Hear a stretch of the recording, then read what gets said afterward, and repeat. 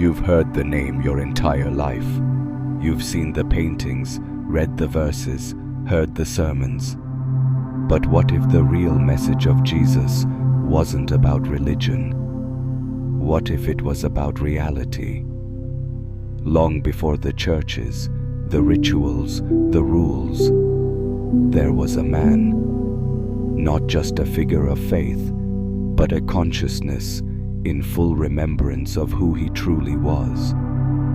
And what he came to teach wasn't just salvation, it was sovereignty. He didn't ask to be worshipped. He came to remind you that you are the same as him. And that's exactly why they had to rewrite everything. Jesus didn't belong to a church. He didn't recite doctrine. He walked in silence, healed with intention, and spoke in symbols. Because truth, when spoken directly, becomes dangerous. He said the kingdom of God is within, not in temples, not in priests, not in rules. He didn't come to create a religion. He came to dissolve separation, to reveal that the divine isn't somewhere far away. It's encoded in your being, in your breath, in your awareness. But that message couldn't be controlled, so they buried it. The early followers of Jesus didn't call themselves Christians. They were mystics, seekers, initiates of a deeper truth. They studied light, vibration, healing, and inner alchemy.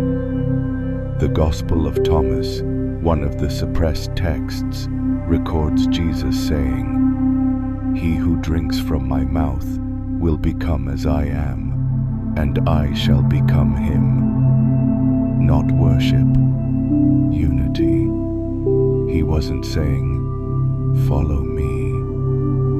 He was saying, "Become what I have remembered."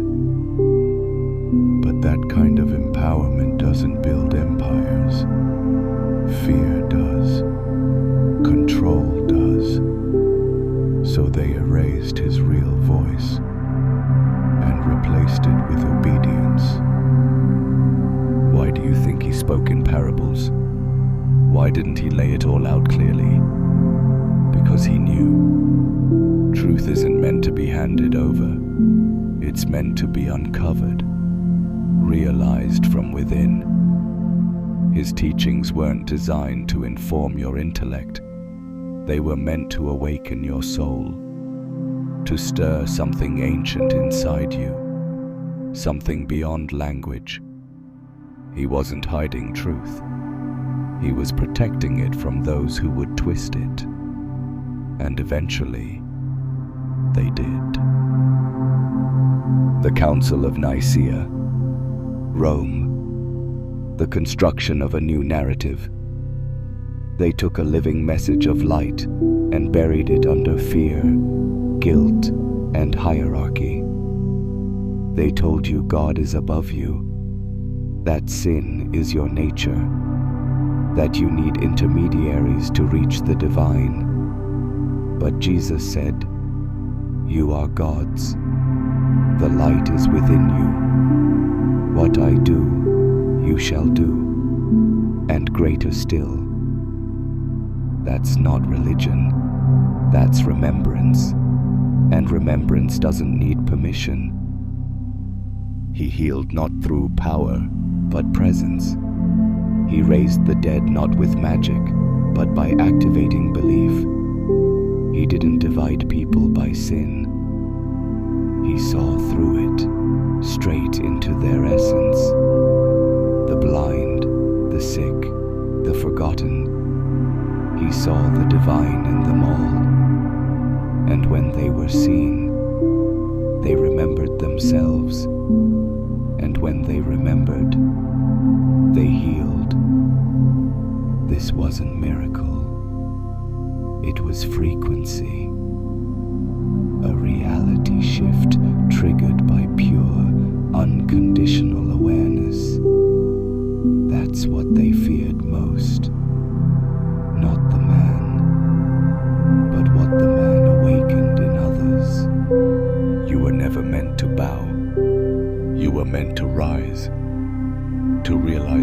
heaven isn't a reward after death.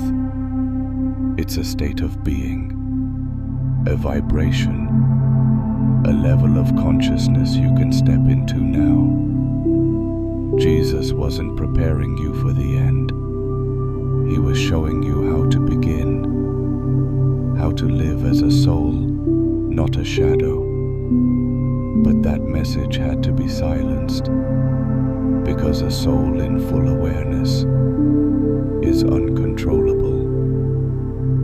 Even today, his name is used more to divide than to unify, to shame, to threaten, to exclude. But if you strip away the centuries of distortion, what remains is a radical, liberating truth: that God is not a ruler. God is a field, a source you're always connected to, whether you believe it or not. Jesus didn't come to save you from hell. He came to save you from forgetting, from the illusion that you are anything less than divine. That's why the original message had to be hidden, because it didn't just challenge the system, it dismantled it. It told people they didn't need temples to find God. They didn't need titles to be holy. They didn't need to be perfect to be worthy. It reminded them that heaven is not a place, it's a perception, and that the veil between you and the infinite is thinner than you've been led to believe. So now the question isn't whether Jesus was real.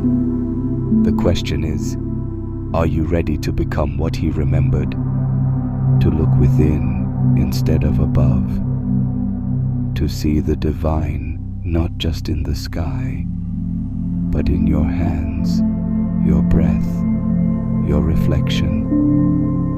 Because he didn't come to be worshipped, he came to be mirrored. And once you remember what he knew, you'll realize he never left. He's been waiting in your heart, in your awareness, in the quiet voice that's been whispering all along. You were never separate, only asleep.